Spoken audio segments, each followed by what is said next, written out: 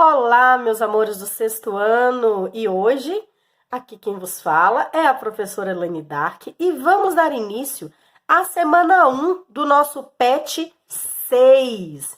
Isso mesmo, sexto ano, PET 6 de História. Estamos quase chegando no fim, hein? Essas atividades estão na página, entre as páginas, 65 até a página 68, ok? Eu dei uma resumida, não no conteúdo, mas no tamanho das atividades aqui, nos espaços, para ficar um pouco menorzinho, para a gente poder fazer com mais agilidade, ok? O tema da nossa atividade dessa semana vai falar sobre a queda do Império Romano e o nascimento da Idade Média. Como vocês perceberam, nós fizemos o estudo de vários povos, Egito, Mesopotâmia, Sumérios, aí nós estudamos também os pré-colombianos, incas, astecas, maias, depois estudamos índios brasileiros, voltamos para a Europa, estudamos a Grécia toda, a história do povo grego, e no PET 5 nós estudamos a história do povo romano, da origem até o Império, que é a última fase da história romana. E a partir de agora, nós vamos começar a ver a Idade Média. Isso mesmo. Por que tem esse nome de Idade Média, gente? Nesse primeiro texto, que eu vou ler algumas partes para vocês, vai explicar um pouco do que é a Idade Média, o porquê que tem esse nome, e quando que ela começou, tá bom? A Idade Média, para começar a explicar para vocês, ela vai começar com o fim do Império Romano, tá? E vai terminar, na verdade, com um período de inovações tecnológicas, mudanças sociais, mudanças políticas lá no século XVI, XVII, tá bom? Para vocês terem uma data mais estabelecida, a Idade Média, ela vai do século V até o século XV, tá bom? Então, Idade Média vai do século V até o século XV. A partir do século XVI, nós já vamos ter muitas mudanças na sociedade, e aí nós já vamos começar a abandonar o que a gente conhece como Idade Média, e vamos dar início, algum tempo depois, que a gente não pode colocar uma data de início e de fim, tá? A gente vai lá, século, que fica mais aproximado, que é dentro desse período, tá bom? E aí, nós vamos delimitar essa ideia, do fim da Idade Média com as inovações técnicas, com o chamado Renascimento, tá? Que já é matéria lá pra frente, lá no sétimo ano, tá bom? Mas vamos falar aqui um pouquinho do Império Romano, tá bom? Como a gente já sabe, o Império Romano foi o maior império que houve, Só que justamente por causa do tamanho que ele atingiu no século III, que foi o século, de maior desenvolvimento, do maior império, Roma, que era a capital, começa a perder a capacidade de controle do império. O que acontece? Divisão do império. Vão começar a surgir vários, como se fossem várias capitais, Vão ser distribuídas. E, na verdade, vai se formar dois, que é o Império Romano do Ocidente e o Império Romano do Oriente. E esses dois vão se subdividir. O primeiro a ser derrotado totalmente é o Império Romano do Ocidente, tá? Que é o que fica na Europa, totalmente na Europa, tá?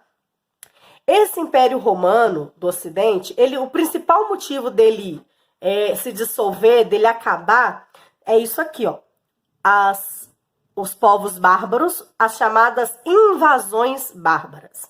Essas invasões bárbaras, gente, começam no ano de 406, ou seja, no século V. O que acontece? Quem são esses bárbaros? Tá? Bárbaros eram todos aqueles, tá? Os romanos consideravam bárbaros, melhor dizendo, todos os diversos povos que viviam fora das fronteiras do império. Então, todas aquelas pessoas que não moravam dentro do império, que não faziam parte do Império Romano, eram considerados de bárbaros. A grande maioria deles eram chamados de germânicos, tá? Que são os povos germânicos. Dentro desses povos germanos, nós tínhamos, por exemplo, suevos, vândalos, álanos, os francos, tá? Os ângulos, os saxões, todos os érulos, todos esses povos eram povos que faziam parte dos povos germânicos. E eles vão começar a invadir o Império Romano no ano 406 e vão fazer, olha só, são 70 anos mais ou menos de invasões, de disputas, tá? Os visigodos também fazem parte, tá, gente? Eu esqueci dele. Tem visigodos, ostrogodos, são muitos povos, tá? E todos esses povos juntos eram chamados de germânicos, que eram os bárbaros. À medida que eles começaram a se... como é que eu posso dizer? A dominar, né? A estabelecer moradias, né? A se fixar na região do Império Romano, começou a haver uma mistura de culturas. Essa mistura de culturas que vai acontecer ficou conhecida como a chamada Idade Média. Eles vão realmente misturar a política, a sociedade, a economia, vai tudo virar uma coisa só.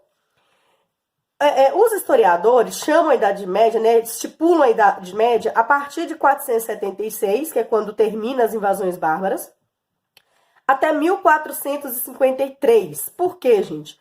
Porque a partir daqui vão começar as grandes navegações.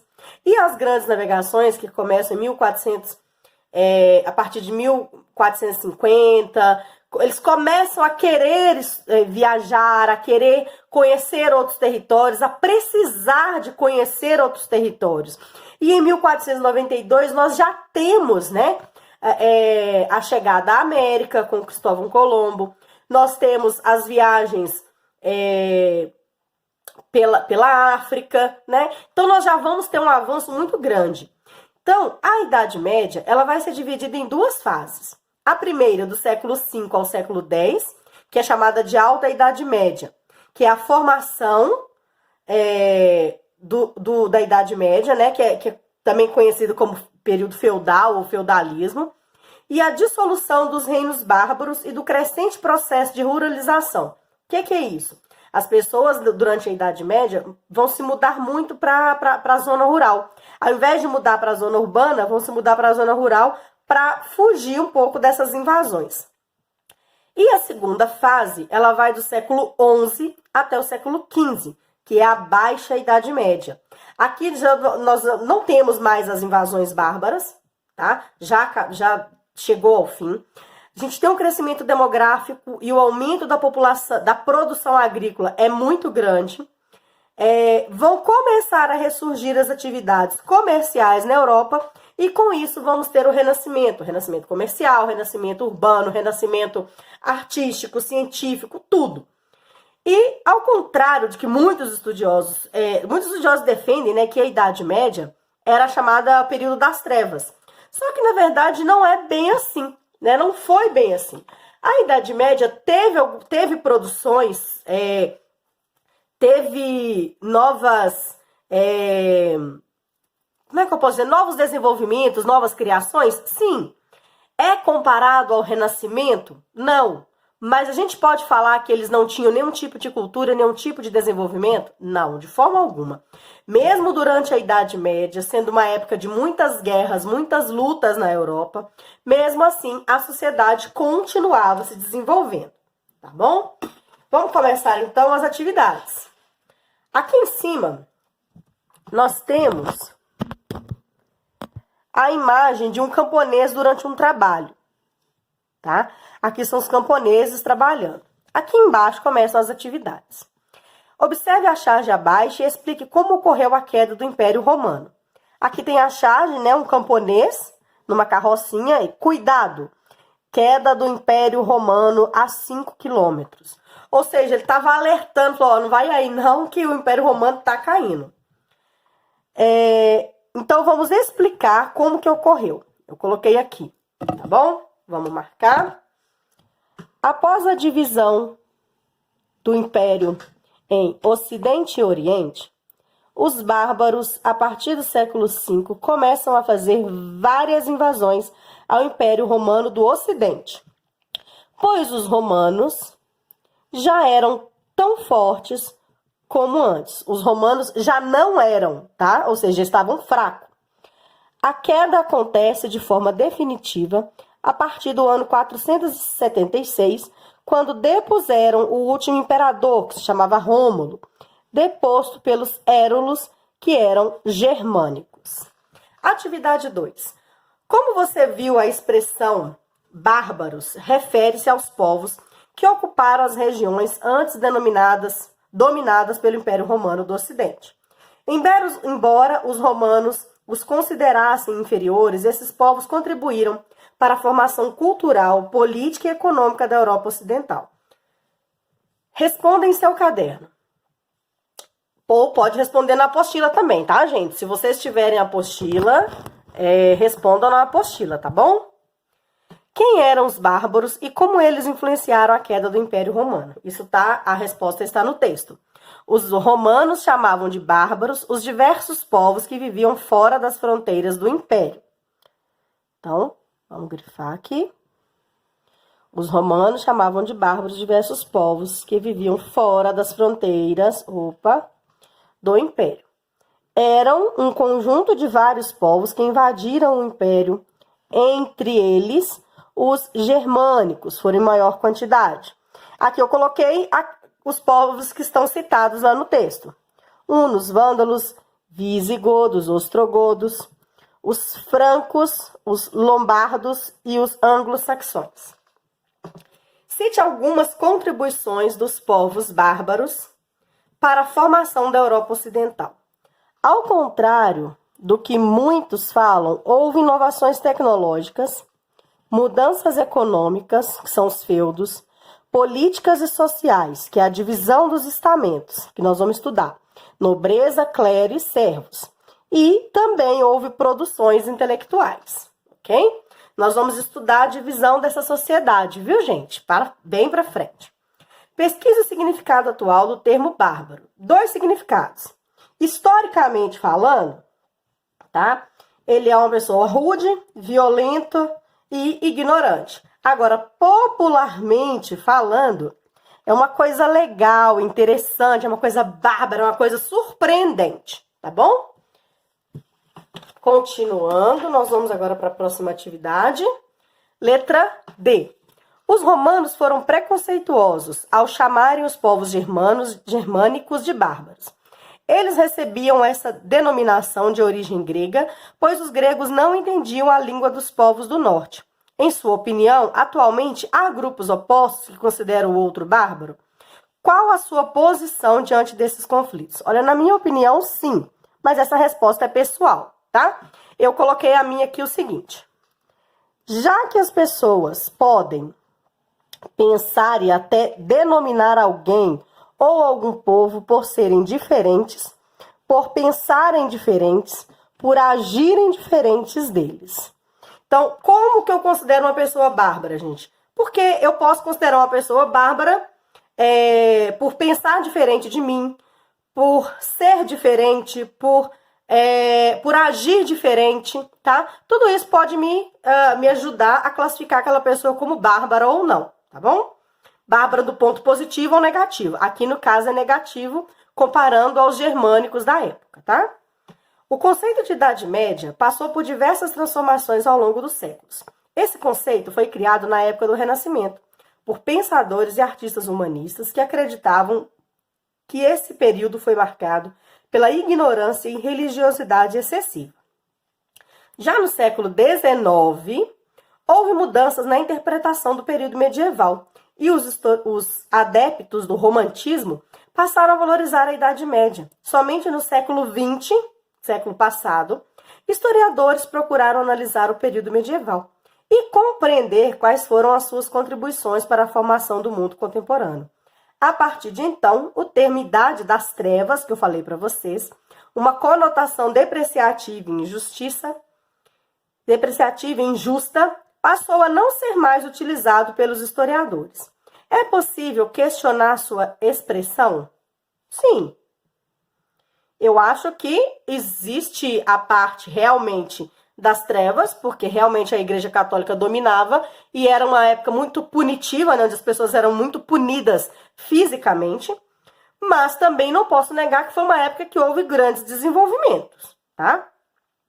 Quais fatos marcaram o início e o fim da Idade Média?